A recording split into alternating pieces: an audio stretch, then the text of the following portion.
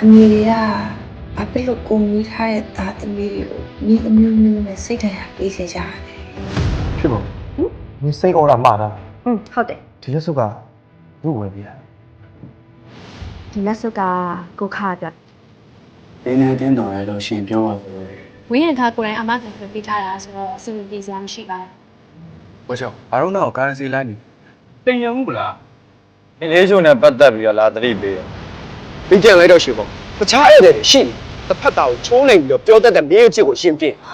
ကျမအချက်ကိုမတော်မြတ်တယ်